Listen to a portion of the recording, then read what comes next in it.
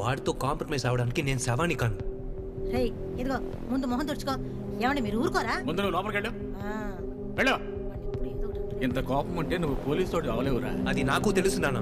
Police అయ్యాక నీ చేతికి తుపాకిస్తే ఎవడో ఒకటి షూట్ చేసి హంత కూడా వచ్చి నిలబడతా. తప్పకుండా షూట్ చేస్తాను. రై, నీ కోపం నేను ఎక్కడికి తీసుకెళ్ళి నిలబెడుతుందో నీకు తెలియటం లేదురా.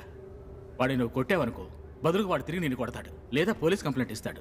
కేసు ఫైల్ అయితే నువ్వు పోలీసు అవలేవురా. ఆ కోపంతో బయటికి రాగానే నువ్వు వాడిని హత్య చేస్తావు.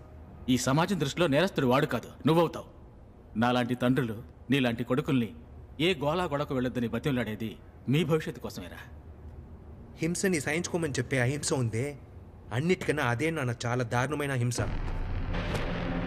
అయితే నువ్వు ఈ పోరాటాన్ని ఆపవు, అంతేగా? అది నిర్ణయించాల్సింది నా శత్రువే. ఆ రోజు ఏం జరిగిందే?